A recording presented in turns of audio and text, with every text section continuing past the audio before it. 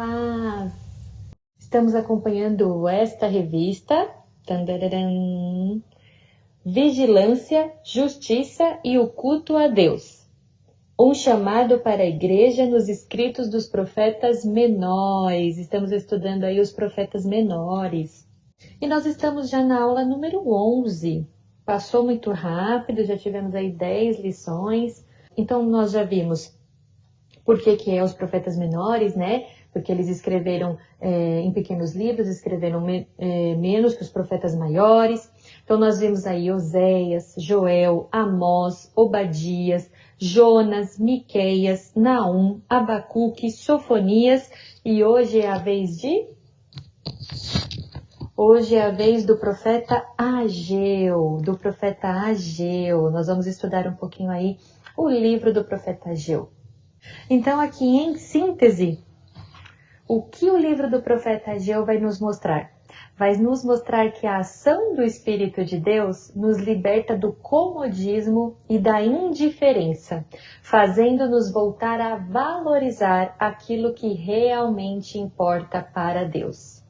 Então o Espírito de Deus nos tira do comodismo, da apatia e nos faz voltar para aquilo que realmente importa para Deus. E é isso que nós vamos ver. Então vamos para o nosso texto do dia, mas antes eu estou com o meu saquinho aqui, eu vou colocar meu dinheirinho, eu tenho um dinheirinho aqui, ó, eu tenho meu dinheirinho e eu vou colocar o meu dinheirinho no meu saquinho aqui. Ops, o que foi que aconteceu? O meu saco está furado! O meu saquinho está furado. O que acontece quando a gente põe dinheiro num saquinho furado? Quem sabe me dizer? O que acontece quando a gente põe dinheiro num saquinho furado? Eu estou com um saquinho furado. E vocês sabem o que acontece quando a gente põe dinheiro num saco furado? O dinheiro cai e a gente nem vê. Às vezes nem percebe. Sabe quando você está com o bolso furado? E aí você põe o dinheiro e o dinheiro cai e perdemos. Aí, ó, cai tudo. A Mariana colocou exatamente. E é exatamente isso que Ageu trouxe aqui como admoestação, como exortação para o povo. Vamos ler aqui em Ageu 1:6? Vamos ler aqui em Ageu 1:6? Todos abrindo aí, palavra do nosso Senhor. Ageu, capítulo 1, versículo 6, diz assim: Vocês têm plantado muito, mas colhido pouco. Vocês comem, mas não se fartam. Vocês bebem, mas não se satisfazem. Vestem, mas não se aquecem. Aquele que recebe salário, recebe para colocar numa bolsa furada. Ou seja, o dinheiro caía tudo, eles estavam colocando numa bolsa furada. O que Ageu quis dizer aqui? Ageu quis dizer que aquele povo ainda estava apegado aos bens materiais. Estava com apego aos bens materiais, aos seus gastos pessoais, às suas finanças, o que leva a um consumo exagerado e a só olhar para aquilo. Mas aquele povo não podia fazer isso, porque quanto mais eles olhavam para os bens materiais, mais escassez eles tinham. Porque não era isso que Deus queria para eles. Nós não podemos ficar apegados aos bens materiais ou às nossas próprias circunstâncias. Porque quanto mais estamos ligados à nossa própria circunstância, mais escassez nós temos. É como colocar dinheiro num saco furado. Ele vai embora e a gente nem percebe. Amém? Vamos continuar aqui, então vamos ler o nosso texto, agora todo, né? Nós vamos ler Ageu, capítulo 1, mas agora nós vamos do 1 ao 8. Ageu, capítulo 1, nós vamos do 1 ao 8.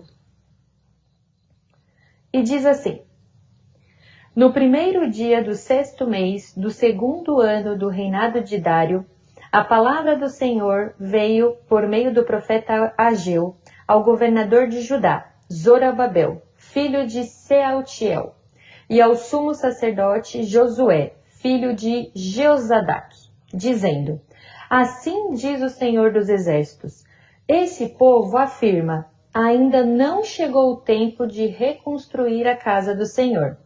Por isso, a palavra do Senhor veio novamente por meio do profeta Ageu, e disse: Acaso é tempo de vocês morarem em casas de fino acabamento, enquanto a minha casa continua destruída? Agora, diz o Senhor dos Exércitos, veja onde os seus caminhos os levaram. Vocês têm plantado muito e colhido pouco. Vocês comem, mas não se fartam. Bebem, mas não se satisfazem. Vestem, mas não se aquecem. Aquele que recebe salário, recebe para colocar numa bolsa furada. Assim diz o Senhor dos Exércitos. Veja onde os seus caminhos os levaram. Agora subam o monte e traz madeira. Construam um templo para que eu me alegre nele e seja glorificado, diz o Senhor dos Exércitos. Olha só que passagem linda, né? Então, para nós entendermos um pouquinho aqui o que estava acontecendo com esse povo, né? O povo de Judá havia sido exilado na Babilônia em 586 a.C. E a cidade de Jerusalém e o templo haviam sido completamente destruídos, e as pessoas tinham sido levadas em cativo, né, ao cativeiro da Babilônia. Durante o governo de Ciro, rei da Pérsia, os judeus tiveram a permissão para retornar para sua cidade e finalmente reconstruir o templo. O povo voltou para Jerusalém e começou a reconstruir o templo, mas não concluíram a tarefa, deixaram ali a apatia, ficaram desanimados, deixaram o desânimo tomar conta. O templo estava inacabado, mas as pessoas estavam preocupadas com as suas próprias casas, né? Estavam preocupadas com seus próprios afazeres e deixou o templo lá, inacabado. Só que é nesse contexto que Ageu vem e adverte o povo, né? Deus tem que estar em primeiro lugar, na minha vida, na sua vida, né? Deus tem que estar em primeiro lugar. Então, a mensagem de Ageu vem ali para encorajar o povo à reconstrução do templo. Amém? Então, nós temos também que, dos 12 profetas menores, apenas 3 desenvolveram ali o seu ministério após o cativeiro. E Ageu foi o primeiro deles. Então, Ageu foi o primeiro a profetizar após ali o retorno do exílio babilônico, né? Então, depois de Ageu vem Zacarias e Malaquias. Mas Ageu foi o primeiro ali a profetizar.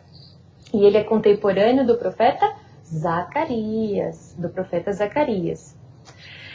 O templo era símbolo ali da aliança e da presença de Deus. Então o templo era muito importante. Era no templo que era feito os sacrifícios, era no templo que era comemorado as festas, né? Era no templo que as pessoas vinham depositar ali as suas ofertas. Então o templo ele era muito importante.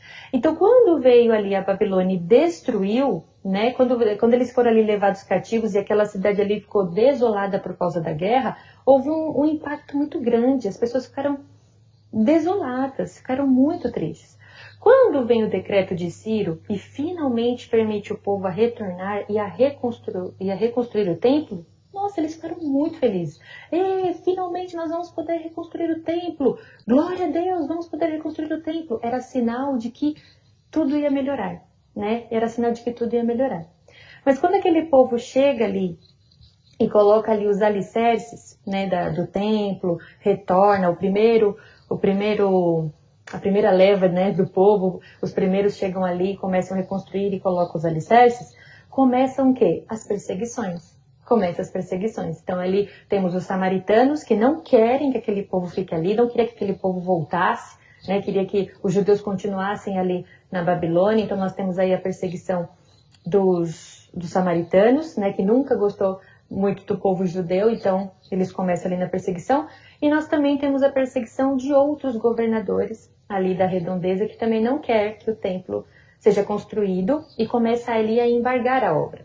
E por causa dessa perseguição, o povo fica triste, né? O povo acaba ali ficando desanimado.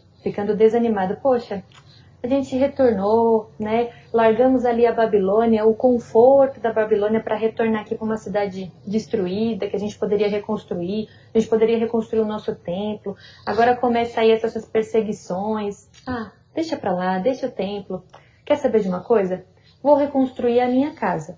Então cada um começou a pensar ali em si, cada um começou a pensar na sua reconstrução da sua própria casa, começou a plantar, começou a colher, começou a casar, e aí deixou o templo naquele estado.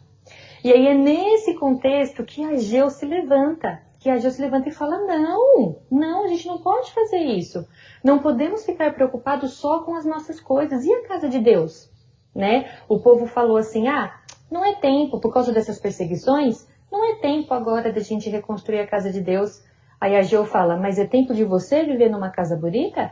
É tempo de você estar morando numa casa de fino acabamento e a casa de Deus está em ruínas? Não. Olha para onde o seu caminho tem te levado. Fazer as coisas da maneira como você quer fazer não tem levado para um caminho muito bom. Faça as coisas como Deus quer que faça. Então ali Ageu vem e traz essa revelação ao povo.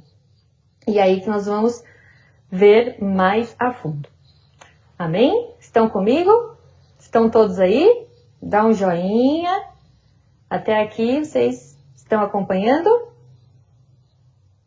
Então vamos lá, vamos ver um pouquinho quem foi Ageu, né? Esse profeta aí.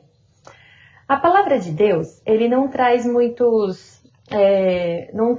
explicações da vida aí secular de Ageu. Mas nós sabemos que o significado do nome de Ageu é festivo, festividade, né? Então ele deve ser uma pessoa muito alegre, uma pessoa que gosta de muitas festas, né? Então, os pais de Ageu com certeza colocou esse nome nele já com a esperança de que dias melhores viriam, né? De que apesar do cativeiro, da destruição da cidade, da destruição do templo, haveria ainda dias de festejar. Então, os pais de Ageu colocam o nome dele de festivo com a esperança de que haveria dias melhores, né? Então, lá em Lamentações diz, quero trazer à memória aquilo que me traz esperança. Então, o que tem trazido esperança para você? O que tem trazido esperança? Traz a sua memória, né? Porque dias melhores virão. Nós temos promessas. Pode não ser dias melhores nessa terra, mas nós temos dias melhores com Deus, né? Nós temos dias melhores com a vida eterna. Então, traz à sua memória aquilo que te dá esperança. Todo o tempo que Deus já te abençoou, né? As mínimas coisas que Deus te livrou, toda a mão que Deus mostrou no seu caminho, a direção, traz isso à sua memória. Se hoje você está passando por momentos de escassez, ou até por momentos de perseguição, por momentos de tribulação, traz à sua memória aquilo que te dá esperança. O que te dá esperança hoje? Qual é a promessa que Deus tem feito a você? Traz à memória, porque é a esperança que nos faz continuar, que nos traz motivação. Né? Então, Ageu ele veio ali para trazer motivação àquele povo que estava abatido, tão apático, né? Então, traz à sua memória aquilo que te traz esperança e tenha ânimo e força para continuar. Essa é a mensagem aí do profeta Ageu. Então, Ageu realmente ele foi uma figura aí fundamental para a reconstrução do templo, e nós podemos ver isso também lá em Esdras 5:1, né? Em Esdras 5:14 também traz a menção ali de Ageu, né? No lançamento dos alicerces ali da reconstrução daquele templo, ele já estava lá. Né? E ele proporcionou aos seus compatriotas a motivação necessária para que não desistisse em frente às dificuldades. Amém? Ponto 2 aqui da nossa revista. Contexto histórico. Ageu profetizou no 2º ano do rei Dário, no reinado do rei Dário, por volta de 520 a.C. E ele profetizou para o primeiro grupo de exilados que retornou do cativo babilônico. Nós vemos isso também em Esdras 1, do 1 ao 4. O primeiro grupo a retornar, né, do cativeiro ali da Babilônia, foi movido por um grande fervor religioso, né? Eles estavam muito alegres e motivados, né? Eles deixaram, como eu falei, o conforto, entre aspas, da Babilônia, porque de qualquer maneira eles estavam na Babilônia, mas eles eram cativos, né? Eles eram de outro povo, tinham que trabalhar lá, né? Então, mas de qualquer maneira estavam numa cidade já construída, ali com seu, né, tudo certinho. Então eles deixaram essa cidade para voltar para uma cidade que tinha sido completamente devastada, né? Então eles deixaram ali o conforto da Babilônia para reconstruir uma cidade que tinha cicatrizes de guerra, né? Que tinha cicatrizes de guerra. E é nesse contexto também tinha os sacerdotes, homens de fé que nutriam um carinho muito especial pela cidade de Deus, a cidade santa, e principalmente pelo templo, né? Porque era deles a função de guardar o templo, manter o templo, né? Os sacerdotes. Então, 2 anos após a chegada desse grupo, eles edificaram os alicerces. Está lá em Esdras 3, do 8 ao 13.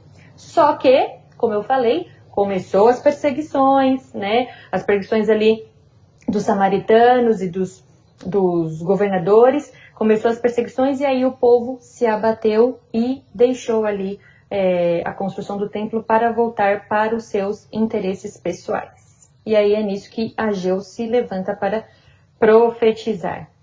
O livro de Ageu é o segundo menor do Antigo Testamento. Ele só fica atrás para o livro de Obadias, que é o menorzinho. O livro de Ageu tem apenas 2 capítulos, então vale a leitura. Tem que ler. Leia o livro de Ageu. Leia o livro de Ageu. Apenas 2 capítulos. E ele traz muito a expressão "assim diz o Senhor". Essa expressão aparece 26 vezes em apenas 38 versículos. 26 vezes em apenas 38 versículos. Por quê?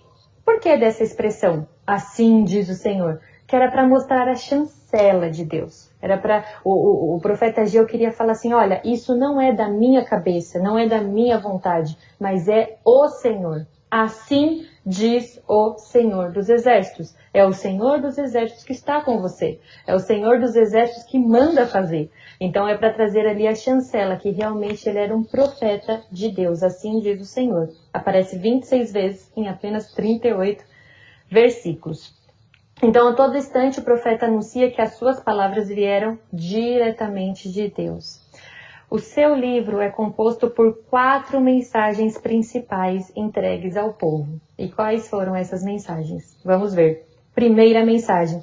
Ageu repreende o povo pela falta de envolvimento no projeto da reconstrução do templo.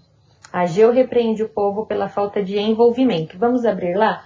Em Ageu 1, vamos ler novamente o 7 e o 8. Ageu 1, 7 e 8.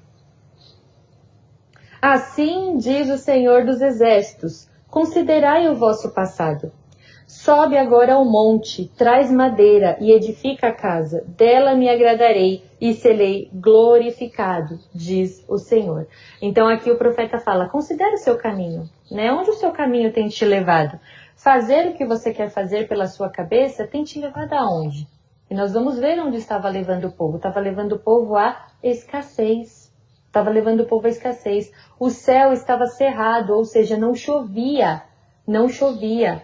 Eles estavam colocando o seu salário, como nós lemos lá no capítulo 1, verso 6, eles estavam colocando o seu salário num saco furado. Então o seu dinheiro estava indo embora, o dinheiro do povo estava indo embora sem eles ver.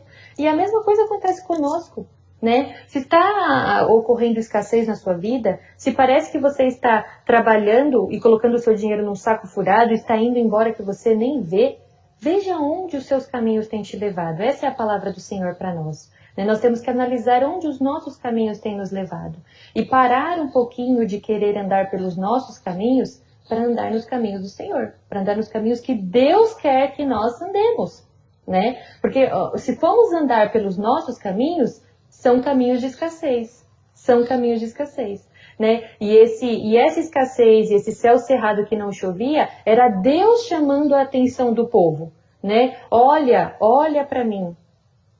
Pensa, né? Olha para mim, veja o que eu quero, Deus falando, veja o que eu quero que o povo faça, né? Então que nós também possamos parar e olhar, será que nós temos pensado mais nas nossas coisas, no nosso secular, no nosso dia a dia, corremos e parece que não chegamos a lugar nenhum, e a casa de Deus, como é que está, né? E as coisas de Deus, como é que estão?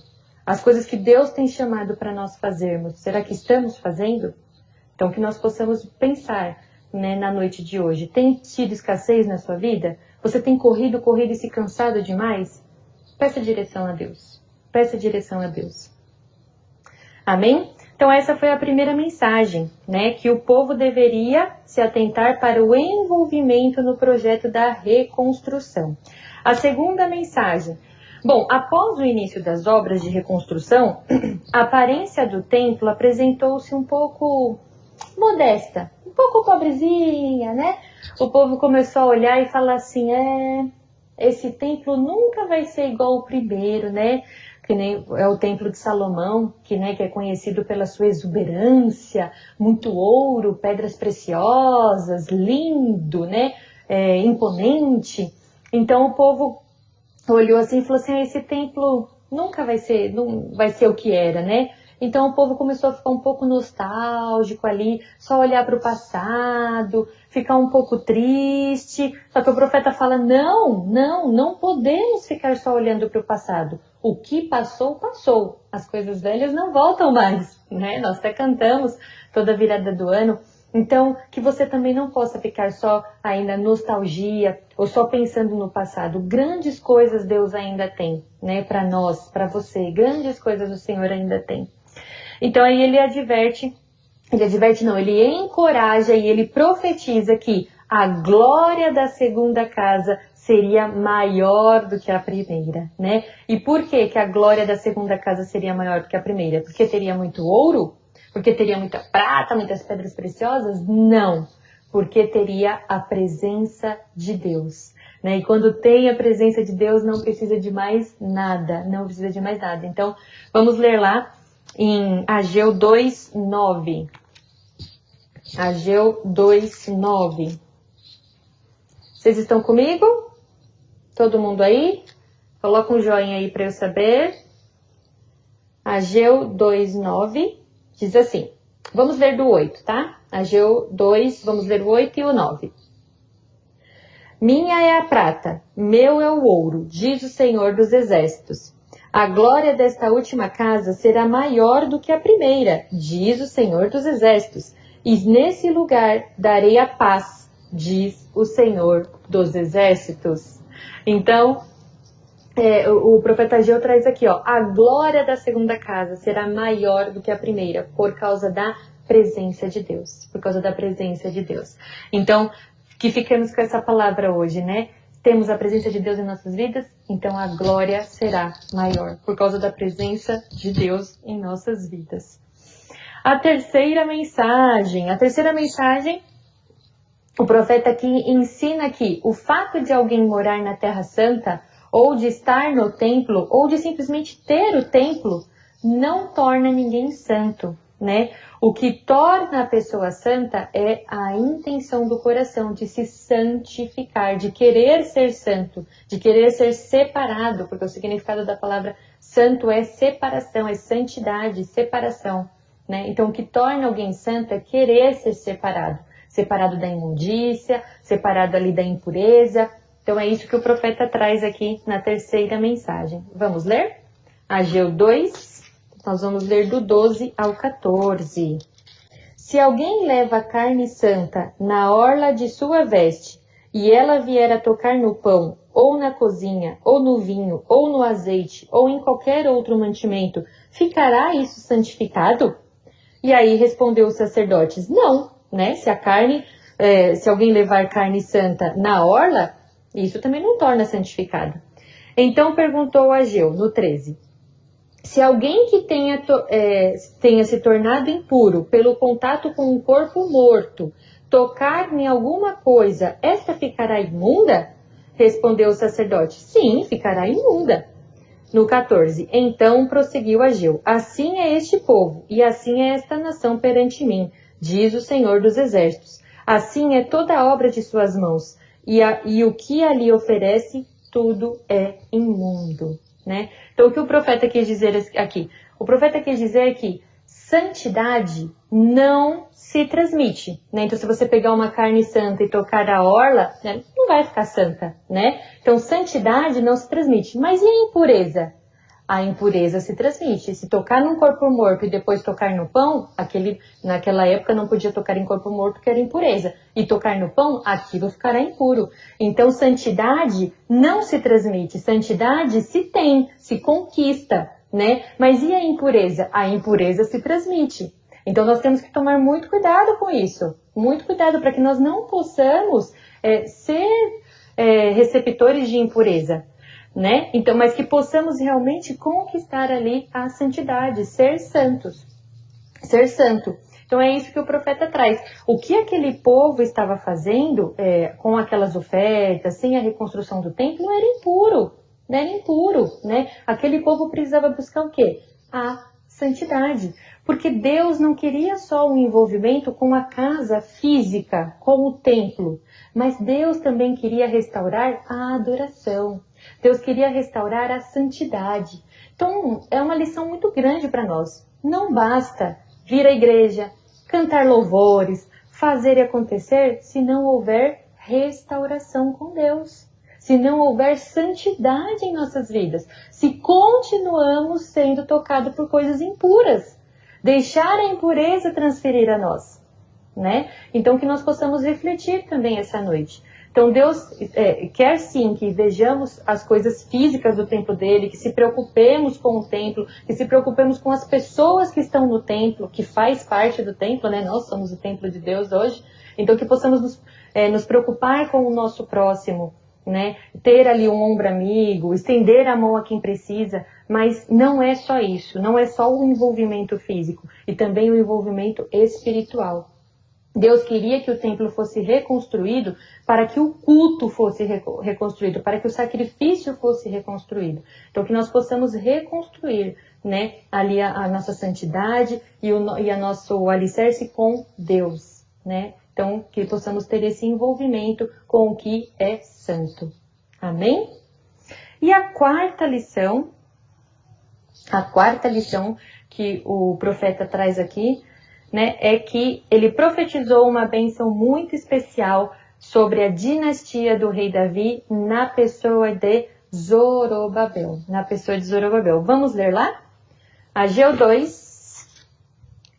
Ageu capítulo 2, nós vamos ler do 20 ao 23.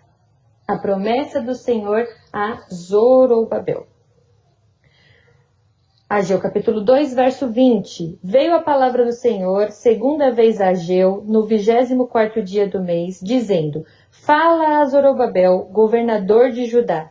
Farei abalar o céu e a terra, derribarei o trono dos reinos e destruirei a força dos reinos das nações. Destruirei o carro e os que andam nele, os cavalos e os seus cavaleiros cairão, um pela espada do outro. Naquele dia, diz o Senhor dos Exércitos, tornar-te-ei, ó Zorobabel, filho de Salatiel, servo meu, diz o Senhor, e te farei como um anel de selar, porque te escolhi, diz o Senhor dos Exércitos. Então, olha aqui Deus trazendo uma promessa especial, né, para a dinastia aqui de Davi na pessoa de Zorobabel. E o que isso quer dizer? Quer dizer que Deus não se esquece das suas alianças. Deus tinha uma aliança com Davi.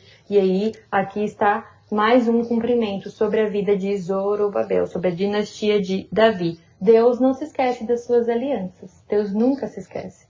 E Deus tem uma aliança comigo e com você. E Ele não se esquece dessa aliança. Então, que nós possamos nos agarrar a isso, nos agarrar a essa aliança, né? E sermos motivados e não abatidos igual estava aquele povo ali. Mas que nós possamos hoje receber essa mensagem de motivação, né? E nos sermos alegrados e fortificados. Porque essa é a mensagem de Ageu, que possamos reconstrução, né? A mensagem, que possamos olhar não só para os nossos bens, para as nossas posses, para aquilo que nós precisamos fazer aqui na terra, mas que nós possamos realmente ter o cuidado com a casa de Deus, com o povo de Deus, com aquilo que Deus nos chamou para fazer. Amém? Estão comigo? Então, para nós concluirmos aqui, a profecia de Ageu, ela foi compreendida rapidamente pelo povo. E ela teve uma rápida resposta, né? O templo ele demorou muito para ser construído, né? Porque o povo começou a lançar o alicerce, depois desmotivou, aí voltou a construir, aí viu que não ia ficar tão bonito como o templo de Salomão, aí se abateu de novo, mas aí o profeta veio e falou mais uma vez, né? Ali com o povo, e o povo se animou e construiu, e aí o templo realmente foi finalizado e foi aí uma grande festa. Nós vamos ver aí nas aulas que vem também aí a continuação, né, dessa. Mas o que tem que deixar claro para nós é que nós não podemos nos abater em frente às dificuldades, né? O povo ele estava ali sentindo a apatia porque eles estavam sofrendo perseguições, né? E aí eles decidiram simplesmente deixar a construção para ver ali os seus próprios interesses, reconstruir as suas casas. Então, que nós possamos realmente deixar o fervor do Senhor entrar em nossos corações e que possamos ser motivados por essa palavra, né? Que Deus tem ainda muitas coisas para fazer através da sua vida e da minha vida. Deus enviou Ageu para levantar um povo que estava prostrado. Todo o povo temeu e agiu com respeito diante da mensagem do profeta. A reconstrução do templo foi retomada assim que o profeta animou o povo. Então que nós também possamos ser profetas desse tempo e que possamos aí trazer alegria e uma mensagem de esperança sobre todo o povo, sobre todo o tempo. Amém? E aí finaliza a nossa aula de hoje com o profeta Ageu. Eu queria fazer uma oração, né, uma oração aí que possamos realmente ser motivados pela palavra de Deus. Vamos orar? Pai querido, eterno Deus, muito obrigada, Senhor, pela Tua palavra, Senhor, de exortação, mas de motivação e de esperança, Senhor. Que essa palavra, Senhor, realmente entre nos nossos corações, Senhor, e que nós possamos, Senhor, trazer à memória aquilo que nos traz esperança. Que nós possamos ter fé e força, Senhor, para continuar e para fazer aquilo que o Senhor quer que façamos, meu Deus. Que não fiquemos só preocupados com a nossa vida secular, com o que temos que fazer, ou comprar, ou comer, ou correr aqui nessa terra, mas que realmente possamos ter um cuidado e uma atenção com a casa do Senhor, com aquilo que o Senhor quer que façamos, com o nosso próximo, com o nosso amigo, pelas vidas perdidas, Senhor. Que isso queime em nossos corações, Senhor, e que da apatia possamos nos levantar, Senhor, com fervor para fazer a Tua vontade, Senhor Jesus. Essa é a nossa oração, meu Deus. Abençoe aqui, Senhor, a cada um que assistiu essa aula, que a Tua mão protetora esteja sobre cada um, abençoando a vida, abençoando os planos, os projetos, trazendo ânimo, Senhor, ânimo e vida, sopro de vida, sopro de regozijo, sopro de alegria, Senhor, na vida de cada um que assistiu essa aula, Senhor. Eu te louvo e te agradeço, em nome de Jesus. Amém. Amém? A Mari colocou assim, ó, quantas lições em um livro tão curto, para você ver, né, que lindo, e tem muito mais, por isso que eu falo novamente, vale a leitura, leia o livro de Ageu, apenas 2 capítulos, mas Deus tem muito para falar conosco, muito, muito demais. E agora eu me despeço aqui de vocês, foi um prazer e uma honra ter a companhia de vocês nessa aula, que Deus abençoe. Temos culto no domingo, online e presencial, né? Nosso próximo encontro pela IBD é na próxima quarta-feira. Convide mais gente, mande o link, o aviãozinho, comente da aula, né? Porque é muito bom. Temos que falar da palavra do Senhor, porque se nós não falarmos, até as pedras falarão. Então que possamos fazer a nossa parte. Amém? Deus abençoe. Deus abençoe, um excelente semana, um excelente final de semana. Até o nosso próximo encontro. Eu amo muito vocês. Até o próximo.